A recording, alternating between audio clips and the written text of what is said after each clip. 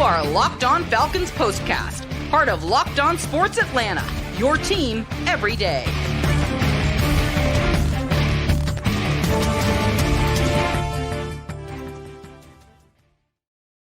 Welcome back, everyone, to a Locked On Falcons, Locked On Sports Atlanta postcast, where we are recapping the 19-3 preseason opening win for the Atlanta Falcons. Of course, myself, Aaron Freeman, the host of Locked On Falcons, joined by Jarvis Davis, the co-host of the ATL Day Ones podcast, part of Locked On Sports Atlanta, your team every day.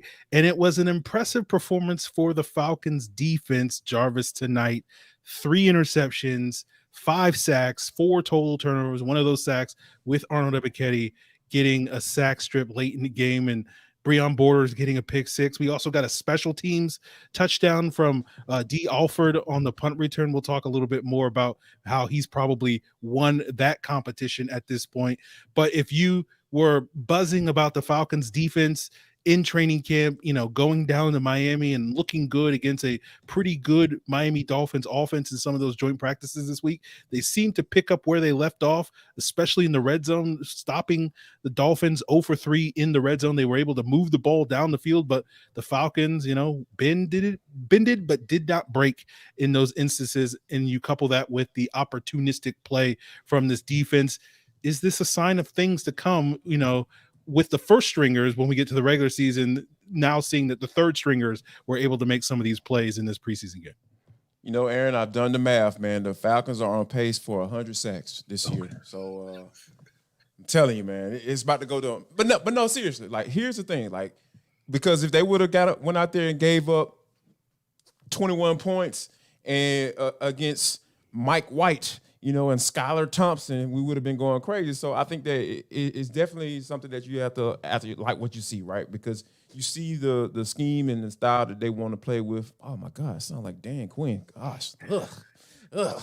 Anyway, but I think there are some things that I saw that I liked. I liked the play of the defensive line. You saw guys playing in the backfield. You saw Zach Harrison.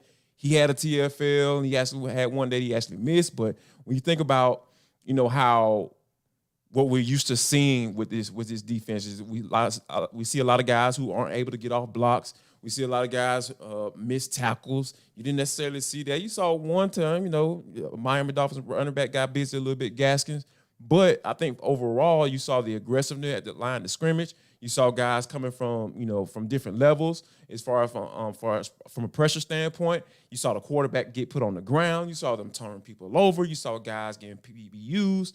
So, yeah, I think overall, man, this is – I think that, we have to believe what we see at some point, right? Especially when you start putting it on tape, because this is the tape that our teams are going to use to evaluate these guys. So you got to believe it at this point. Okay. All right. I don't know if I can go with you there, Jarvis, but it is nice to see young players stepping up. It's hard for me to read too much into a preseason game, right? Like that. Yeah, of course. It's just That's fair. Okay, third stringers making plays. I think it's more about the individuals than the unit, but certainly I think for a lot of folks in the preseason, it's really about confirming your sort of preconceived notions. If you wanted to buy in on this defense this year, which a lot of people were with all the investments that the Falcons made, I think they did about as good a job as they needed to do to get you to buy in, even though we're buying in, I guess, on third stringers, not the starters. But if you want to tell yourself that, this is, if the third stringers are doing this, then imagine what the guys that can actually play football and proven playmakers can do, then okay, if that's what you need to sell yourself on for the preseason, again, it's preseason. What else are we gonna talk about? So, I got no problem with it. I may not, but it's real football, Aaron. It's real football, though. It is what it is. So I'll take it. I'll practice. Take it. It does beat practice. The Falcons are 1-0 right now. There you go. So and we know the history of. If you go undefeated in preseason, you definitely go undefeated in the regular season. So, look, I'm not trying to rain on anybody's parade. I'm just like, it's preseason, right? It's just like I like what I saw tonight. I liked the young players stepping up, and talking about Arnold Ebiketie, Zach Harrison, I thought Timmy Horn was out there being dominant in the middle of the defensive line. And so he should be, right? Like, going up against that caliber lineman. Yeah. You want to see the guys that you expect to be on the roster this year making plays. And we saw that from Arnold Ebiketie late in the game. We saw that from Dee Alford with that big punt return. I think the punt return job is over. Is it a wrap? Like who was in the lead? Like, I don't even know who was in the lead.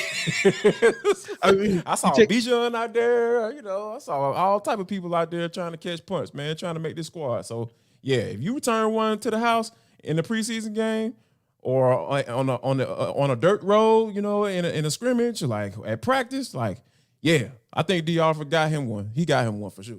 Yeah, 79-yard touchdown. Made a couple of Dolphins players miss. Cooking the punter on that play, running right past them, like a future All-Pro punt returner, Dee Alford. You expect him to be, just cooking, punters and whatnot. So I think that already. I think that's those are the takeaways I have. Again, like the guys, as I said, the guys that you want to see out there that are actually going to play this regular season, going out there and playing well, I think we saw that. And hey, I'll give some love for Logan Woodside. He was out there looking poised and moving around the pocket and hitting tight windows and stuff like that. I don't know if the rest of the offense was really bringing it, but I know you saw some things from Godwin Igwebuike, the former safety, at the running back position with that touchdown run early in the game, right? Yeah, man, running the rock like hard, like that's what you look for. Like you said, regardless of the competition that's out there, like if you see guys taking advantage of that, you got to pay attention. And I think for him to be able to get downhill like he was doing and taking and cutting off guys' blocks, pressing the hole and getting up in there, man, and like really like setting his guys up to look good from a blocking standpoint. So I think that you saw that like multiple times. I was like, why is Carlos Washington in the game again? Because I won't see 4-2. Let's throw 4-2 in there. I ain't got his name down just yet, because. You gotta make this roster for me to learn that in all those syllables. You know what I'm saying? Like, that's kind of how I feel about it. That's why I call him 4-2, man. Like it's the old athlete in me. I'm like, yeah, 4-2, man. He was looking good out there. So I'm curious, Jarvis. Anybody else for you sort of stand out in this preseason game that you want to give a shout out to? You know what, man? I think that. I just want to give a shout out to the offensive line. Like, right, when you think about. Woodside wasn't up under that much pressure. Like he had some clean pockets. He was able to make some good throws, and wasn't under pressure. Like I know that they gave up some. I know he got put on the ground. I think at least one or two times. Mm-hmm. But I think that for the most part, throughout the entire game, he was pretty clean. So for him to be able to sit back there and make those throws, like there's a reason why. I think, and the guys up front did it because we talked about. This the backup offensive line, like outside of those 6 guys, like who the hell gonna make this squad? Like who's gonna be the swing tackle? I don't know about you, but I wasn't sitting up here saying like, dang, Jalen Mayfield got murdered on that play. That's what we used to saying about him.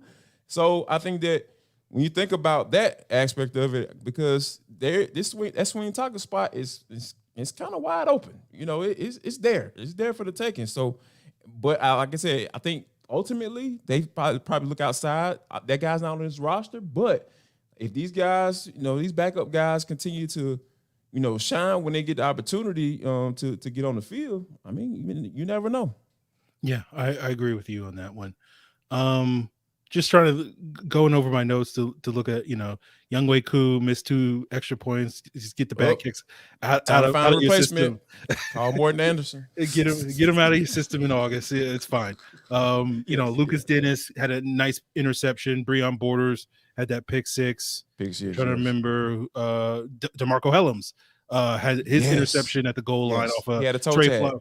Your boy Trey Flowers, he got a PBU. Yeah, he did. I heard you talk about him, man. I'm telling you, man, they be listening to you, dog. Like, supposed to be listening to you, dog. I'm telling you, man. You gotta watch out, man. And then Helms had a big hit late in the game, got a little shaken up, but I think he came back into the game. So, I like seeing that from Helms, right? Because it's like you want to see, as I said, it's like confirming what you already thought. Like I knew Helms could hit, wasn't 100% sure about the coverage, but he made a play in the red zone there for the Falcons, and seeing him go out there and pop in A-chain because ain't nobody else was getting a hand on AJ most of that game. But No.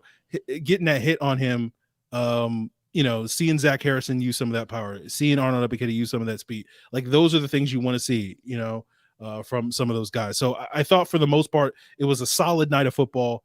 As I said earlier, I'm not personally going to read too much into this as signs of things to come, but I am definitely looking forward to what the good players, right, will do next week in Cincinnati, and we'll finally get to see the starters. Jarvis, we didn't get that taste of blue magic tonight. But are you looking? Man, I need some dope, man. We need some dope. Like, for those of you don't know, Aaron and I have called, we come up with another nickname for Bijan, as the guy on the announcer was like, it's not Bijan, it's Bijan. Like, all right, yeah, we're gonna call him Bijan. The man named Bijan, mom named Bijan, we're gonna call him Bijan. So, that's what it is. Like, that's how we pronounce it. That's how we pronounce it. You know what I mean? But I think that, we refer to him as that blue magic, that new dope. That new dope is out there. We want to see it, and we want to get a taste of it. So hopefully we get a taste of it. This is the revenge game, Aaron. Falcons get some revenge for last year, man. Like, this is a new secondary, man. This is a new secondary on the block, man. This ain't the same. So, we're gonna finally get that AJ Terrell Jamar Chase rematch. We didn't get it last year because AJ Terrell got hurt in that game. We're gonna get that. We're gonna get that next week. Oh, maybe. Yeah. That's something to look forward to. Do we want to see that now? We want to see that. AJ been carrying that chip for 3 years. Yeah, I think AJ wants to see it. I know he does. I'm sure. Yeah. He was a third quarter taken in the first round of the 2020 draft. So, I'm sure he got a little bit of saying, hey, man, you cost me some money, bro.